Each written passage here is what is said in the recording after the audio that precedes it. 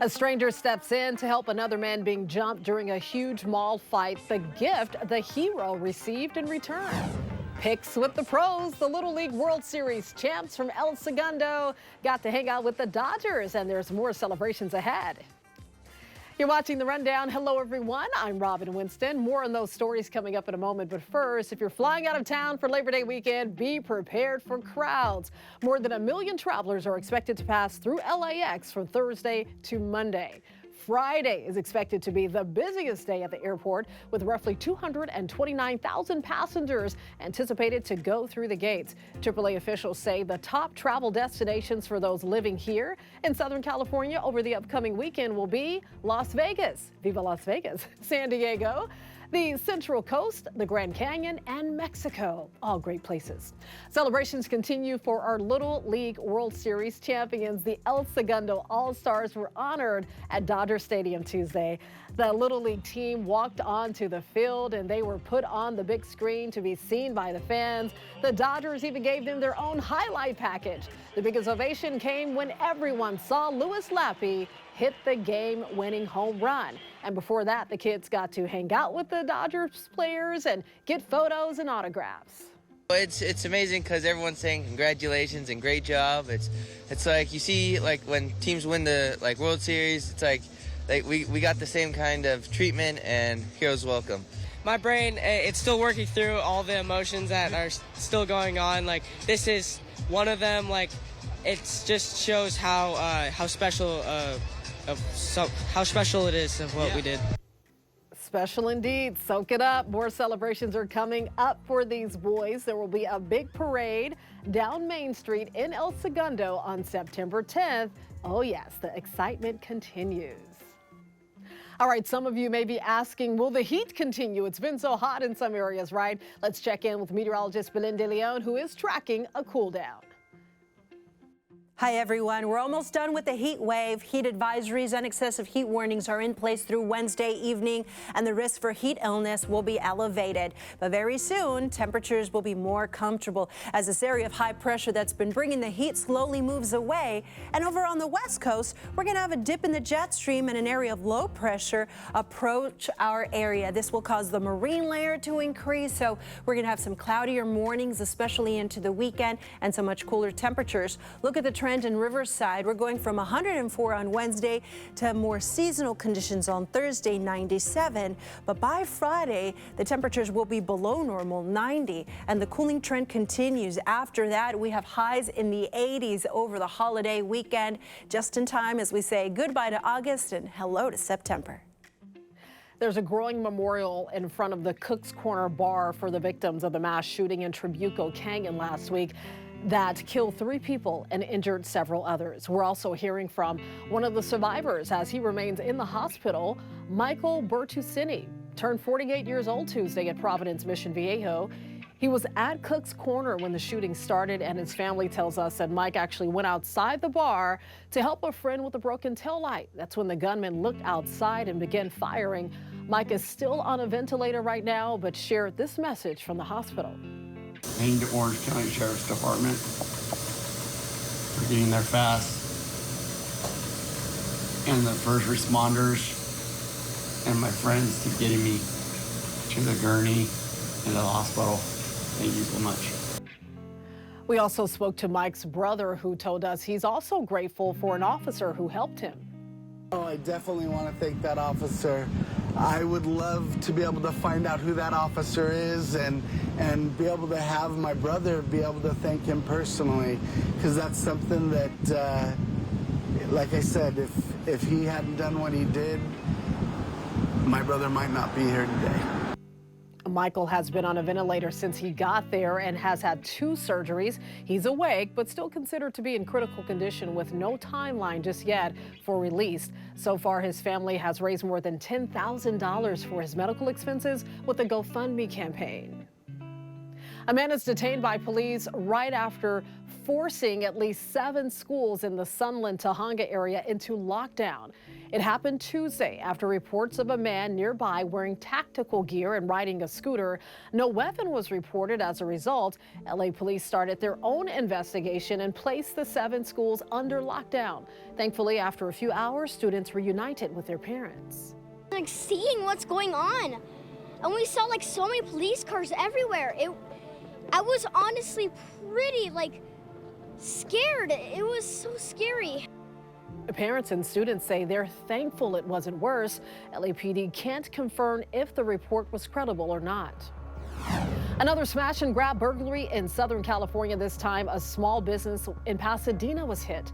The owner of Jules on Lake says he was walking a customer to the door Tuesday afternoon when 3 people wearing ski masks ambushed him. They pepper sprayed him in the face, shattered the glass cabinets with hammers, and ran away with everything inside the store within minutes.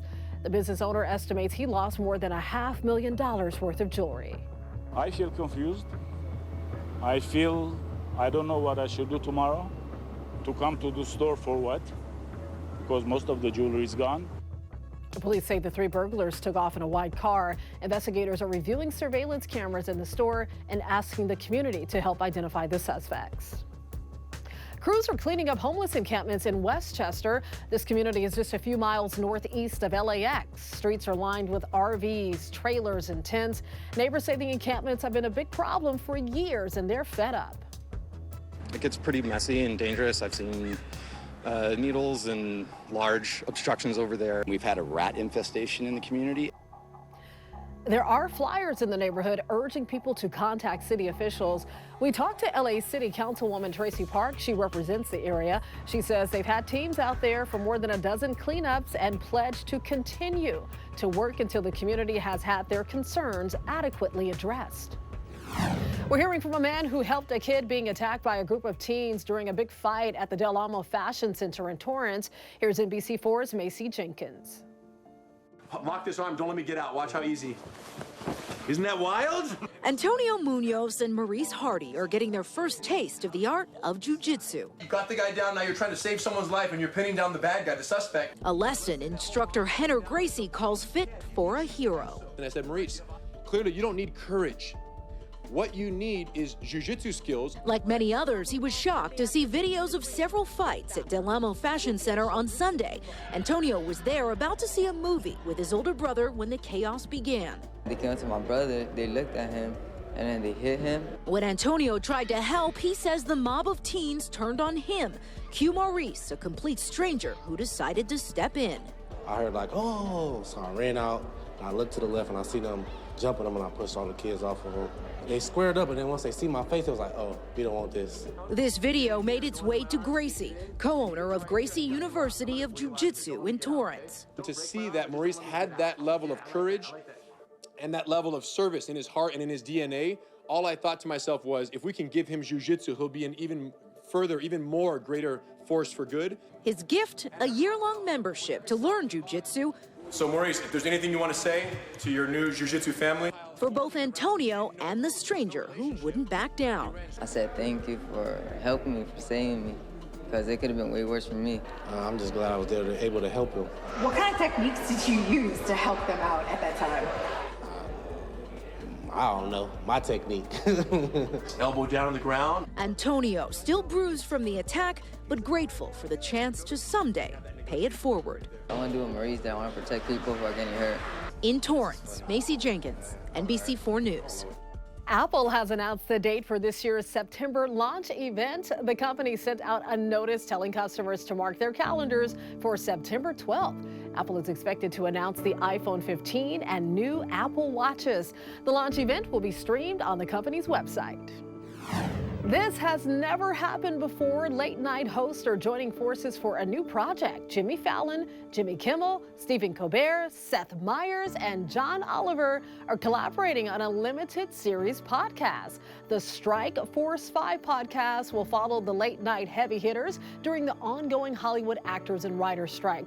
The idea first started when the Writers Guild of America strike began in May. The comedians met almost every week over Zoom to discuss the serious effects of the strikes. but they ended up having hilarious yet compelling conversations. Strike Force 5 is now available on major podcast platforms.